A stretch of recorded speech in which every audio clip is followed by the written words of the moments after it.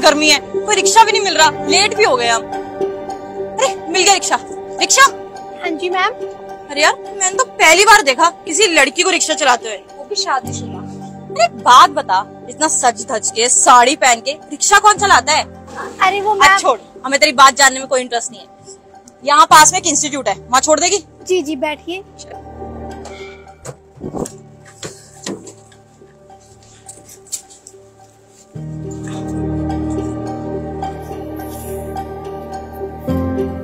वैसे तो शादीशुदा होते हुए रिक्शा क्यों चला रही है? तेरा पति नल्ला है क्या? अरे मैम वो तो मेरे पति की तबीयत खराब है, इसलिए आज मैं रिक्शा चला रही हूँ, नहीं तो मैं पढ़ाई करती हूँ। अच्छा जी। ये लीजिए मैम, आपका इंस्टीट्यूट आ गया। अरे इस इंस्टीट्यूट की बात कर रहे थे आप लोग? इसमें तो मेरा भी पढ़ने का सपना था, लेकिन मैं फीस अफोर्ड नहीं कर पाई। क्या? इस इंस्टीट्यूट में? तेरे को पता भी है कि यहाँ की फीस कितनी ज्यादा है? हाँ, तेरे को इतना भी पता है कि यहाँ पे किस चीज की पढ़ाई होती है? हाँ मैम, यूपीएससी की। मैं भी उसी की तैयारी कर रही हूँ। मेरे पति दिन रात रिक्शा चला के मेरे को यूपीएससी की तैयारी करवा रहे हैं। मेरा सपना था शादी से पहले का ही। छी छी, तेरे मुंह से ना यूपीएससी शब्द अच्छा नहीं लगता। तुम लोग ना ये रिक्शा चलाना, कूड़ा उठाना, यही काम सूट करता है तुम लोगों पर। और तुम जैसे लोग भी यूपीएससी की तैयारी करने के सपने देखते हो, तुम जैसे लोग ना अफोर्ड भी नहीं कर पाओगे। अरे क्या हो गया? सपने तो देख ही सकते हैं ना, सपने तो मुफ्त के होते हैं। नहीं नहीं मैम, मैं बहुत बड़ी ऑफिसर बनूंगी एक दिन। मैं दिन रात मेहनत करती हूँ, ऑनलाइन यूट्यूब से क्लास लेती हूँ, क्योंकि फीस देने के तो पैसे नहीं हो पाते, घर खर्च चल जाता है, वही बहुत बड़ी बात है। मैं बैठ ही रहती हूँ, मेरे पति कमाते हैं ना। दाद देनी पड़ेगी आपके सपने की। एक तो रिक्शा चलाती हो और ऊपर से सपने देखो, कितने बड़े बड़े देखती हो।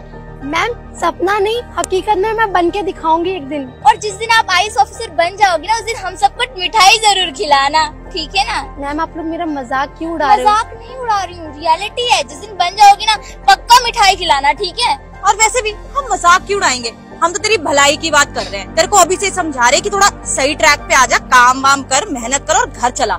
ये यूपीएससी ना तुम्हारे बस की बात नहीं है। तेरे को क्या लगता है घर में तू घर के काम करने के बाद पढ़ेगी और यूपीएससी क्लियर हो जाएगा?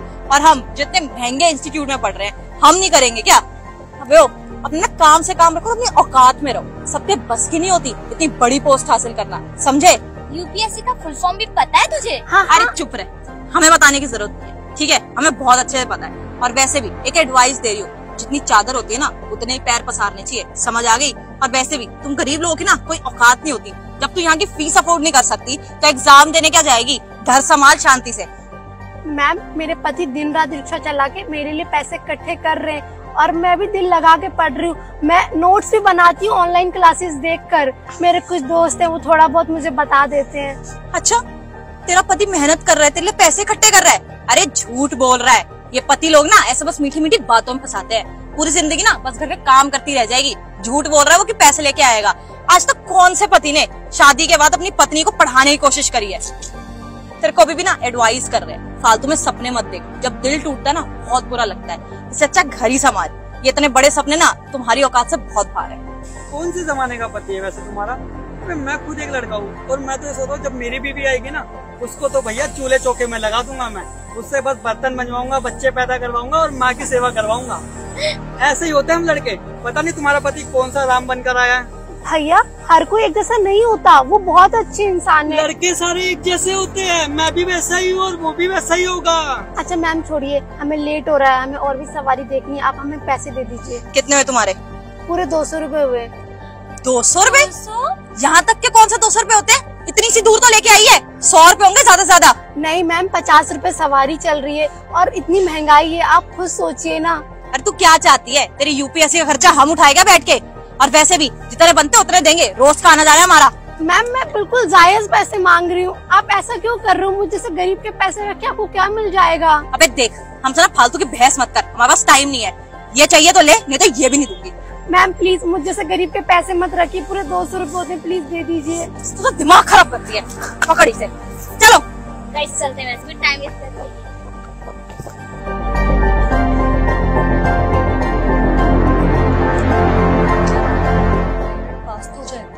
अरे पक्का पास हो जाएगा। और फाइल भी मैंने बहुत अच्छे से चेक करके दी है, कोई मिस्टेक है ही नहीं। कौन नहीं मानेगा? और अगर नहीं भी माना तो प्लान भी तो है ना हमारे पास। इसको कौन मना कर सकता है।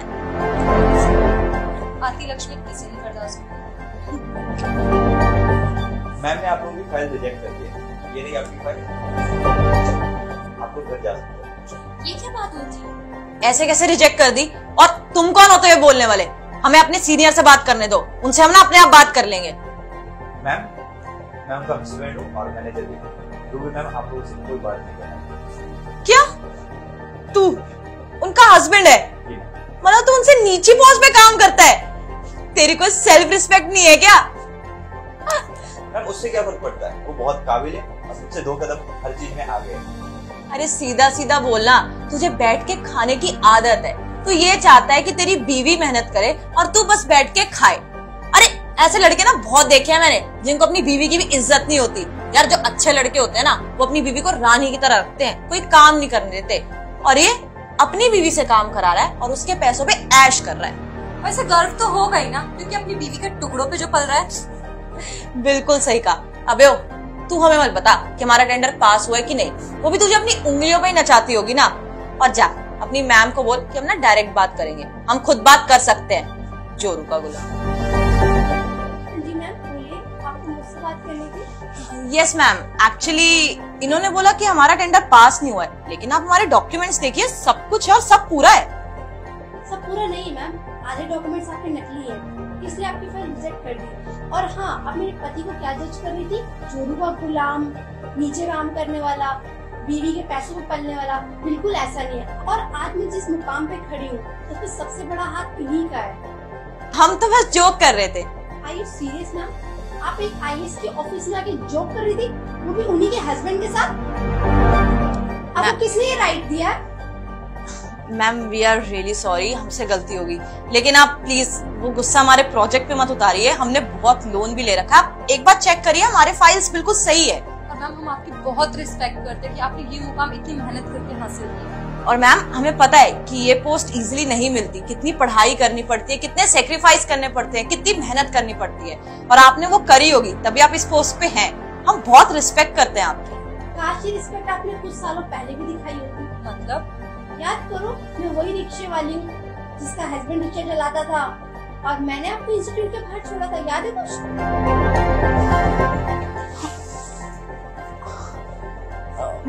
मैम हमें पता नहीं था कि आप वही हैं। क्यों, मुझे तो शादी करके बच्चे पैदा करने चाहिए थे ना, घर का चूल्हा चौका करना चाहिए था। मैम हमने आपको पहचाना ही नहीं। मैम तब भी हम मजाक ही कर रहे थे, तब हम बच्चे थे, कॉलेज में पढ़ रहे थे, इसलिए हमने वैसा बोल दिया। लेकिन प्लीज आप अभी ऐसा मत करिए, हमें इस प्रोजेक्ट की बहुत जरूरत है, हमने बहुत पैसा लगा दिया इस पे ऑलरेडी। काश वो मजाक मैंने मजाक में लिया होता, बट मैं बहुत सीरियस थी कि मैं इतनी सेक्रीफाइस करके अपनी लाइफ में आगे बढ़ने की चाहत रख रही थी, और आपने मोटिवेशन करनी थी, डिमोटिवेट कर दिया इंसान को। और आप क्या कह रहे थे कि जितनी चादर हो उतने पैर पसारने चाहिए, सपने बड़े बड़े नहीं देखने चाहिए, और तुम तो सपने ही देखो। अरे छोड़िए मैम, वो पुरानी बातें कहाँ याद कर रहे हैं। देखो आज आप भी कितनी अच्छी पोजीशन में हो और हम लोग भी अपना बिजनेस स्टार्ट कर रहे हैं, तो कर दीजिए ना, हम भी आपकी थोड़ी बहुत हेल्प कर देंगे। हाँ मैम, देखिए दोनों का काम बन जाएगा, आपका भी और हमारा। देखिए मैम, हम समझ सकते हैं कि आपने कितना स्ट्रगल किया है और पैसों की नीड तो सबको पड़ती ही है। और छोड़िए ना, इतने साल पुरानी बात है और क्या फर्क पड़ता है। आप अपना काम करो, अपना फायदा निकालो और हमारा भी काम बन ही जाएगा। तो ये थोड़े से पैसे अगर आपको और चाहिए तो और भी दे देंगे, लेकिन प्लीज हमारा टेंडर पास कर दो। वाओ, तुम्हारी सोच तो बहुत ऊंची है। मैम आपको पैसों की बहुत नीड है, आप भी तो गरीबी से निकली है ना। मेरे ऑफिस से पैदल चल के जाओगे या पुलिस के आदेश से जेल भिजवा दूं? मैम देखिए, हम समझ सकते हैं कि आपको बुरा लगा था जब हमने आपके बारे में उल्टा सीधा बोला था, लेकिन छोड़िए, पुरानी बात है। आपने हमें उल्टा सीधा बोला, आपने हमें लेक्चर दिया, अब तो आप खुश हो गए ना। लेकिन प्लीज हमारा काम मत खराब करिए। देखिए पैसे देने को भी तैयार है, आपका फायदा ही है इसमें। आपको आपकी मुंह मांगी रकम मिली। For your kind information, 171E के तहत आप लोगों को जेल हो सकती है एक आईएएस ऑफिसर को रिश्वत देने के लिए। चुप रहो तुम तीनों। मैम ये तीनों ना समझ है और ये पैसे वैसों के लिए ऐसी होते हैं। आप हमारा टेंडर पास करा दो और जेल वेल मत। हाँ मैम प्लीज हमारी कंप्लेंट मत करिए, हमारा करियर है हमारे आगे, सब बर्बाद हो जाएगा। और इस टेंडर के लिए भी हमने बहुत बड़ा लोन लिया हुआ है, प्लीज आप ये पास कर दीजिए। देखिए गाइस, मेरी आप लोगों से कोई पर्सनल दुश्मनी नहीं है, लेकिन आप लोगों के टेंडर में ही प्रॉब्लम है, तो मैं उसको पास नहीं कर सकती। अगर उसके डॉक्यूमेंट सही होते तो मैं ऑब्वियसली पास कर देती। और अगर आपके डॉक्यूमेंट सही होते तो आपको रिश्वत देने की जरूरत भी नहीं होती। अभी तुम लोगों का पूरा करियर है, लाइफ पूरी स्पॉइल ना हो जाए, इसलिए छोड़ रही हूँ। शायद आगे के लिए कुछ सीख मिल जाए। Get out.